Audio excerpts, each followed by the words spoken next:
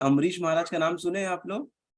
नहीं। तो एक अम्बरीश महाराज करके थे जो सतयुग में, मतलब आज के जो पहला युग रहता है, सतयुग, फिर त्रेता युग, फिर द्वापर युग, फिर कलयुग आता है ना।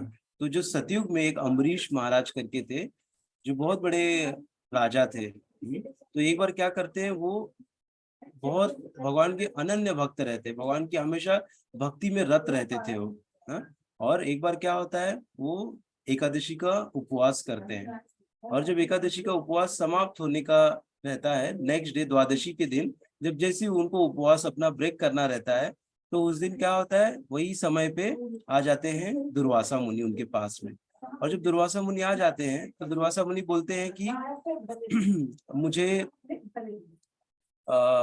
मुझे भी फास्ट ब्रेक करना है, आप रुकिए और मैं जाता हूँ और गंगा नदी में स्नान करके आ जाता हूँ। तो वो जाते हैं नदी में स्नान करने के लिए, और नदी में स्नान करके आते आने लगते हैं। तो क्या होता है कि उसी बीच में जो जो अम्बरीश महाराज रहते हैं, तो अपने जो वहाँ पे पुरोहित थे उनके, या जो साधु लोग थे, उनसे पूछते हैं कि अभी तो टाइम हो गया है, द्वादशी आने के पहले मुझे, द्वादशी हो गया है, अभी तिथि समाप्त ना हो जाए, तो मुझे वो अपना जो फास्टिंग है, उपवास है, उसको मुझे ब्रेक करना है। तो वो लोग बोलते हैं कि एक काम करिए कि आप पानी पी के अपना उपवास तोड़ सकते हैं।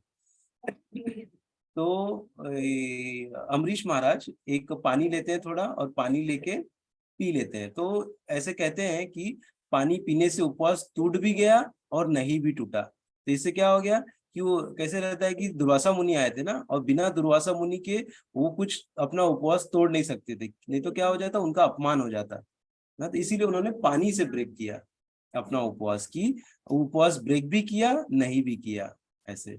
तो फिर ये बात दुर्वासा मुनि को पता चल गई। दुर्वासा मुनि कैसे थे, त्रिकालदर्शी थे, उनको कहाँ पे क्या चल रहा है, ये सब, बहुत बड़े वो योगी थे वो भी, तो उनको सब पता चलता था कहाँ पे क्या हो रहा है। तो वो जब रास्ते पे आते रहते थे तो अपनी त्रिकाल दृष्टि से उनको पता चल गया कि जो अम्बरीश महाराज है उन्होंने अपना फास्टिंग जो है वो ब्रेक कर दिया। तो ये जैसे उनको पता चला, वो बहुत क्रोधित हो गए। और जो दुर्वासा मुनि थे वो बहुत क्रोधी स्वभाव के थे, उनको जल्दी क्रोध आ जाता था।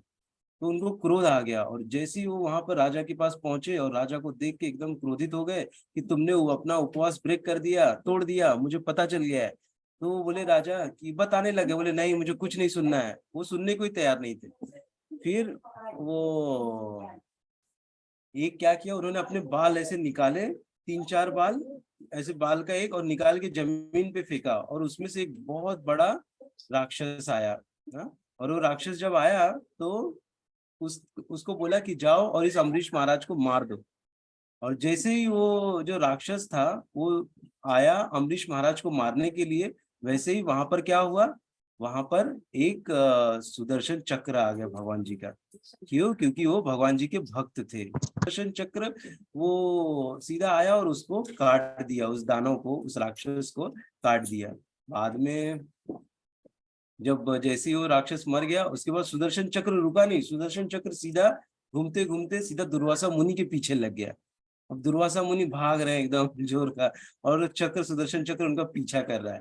वो भागते भागते कहाँ पहुंच गए, क्योंकि वो क्या थे, बहुत बड़े योगी थे, तो वो यहाँ से सीधा पहुंच गए ब्रह्मलोक में, कि ब्रह्मा जी मुझे बचाएंगे सुदर्शन चक्र से।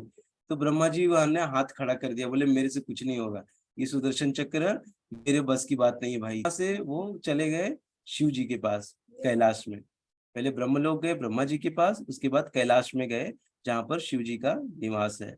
तो शिव जी के पास गए तो उनको बोले कि शिव जी बचाइए हमको, मेरे पीछे सुदर्शन लगा मारने के लिए। सुदर जब शिव जी भी क्या किए, हाथ खड़े कर दिए, बोले हमको, हमसे कुछ नहीं होगा, आप जाओ अपनी रक्षा स्वयं करो, जो भी करना है करो, जाओ, अभी सुदर्शन चक्र विष्णु का है, विष्णु के पास जाओ, मैं तुम्हारी रक्षा नहीं कर सकता।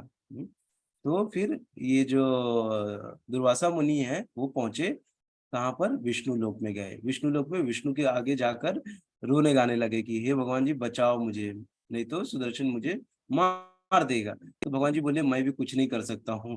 भगवान जी ने भी अपने हाथ खड़े कर दिए, बोले जो होगा अभी मेरे भक्त ही कर सकते हैं, मेरे हाथ में कुछ नहीं है ना। तो क्या बोले भगवान जी कि भगवान जी ने वहां पर अपने भक्त, कितना बड़ा होता है भक्त का, महत्व कितना ज्यादा होता है वो वहां पर बताया। भगवान जी क्या बोले, मैं भी कुछ नहीं कर सकता। सोचिए भगवान जी जो कि सब कुछ करने के लिए कुछ भी कर सकते हैं, उन्होंने बोल दिया मैं कुछ नहीं कर सकता। किसके आगे?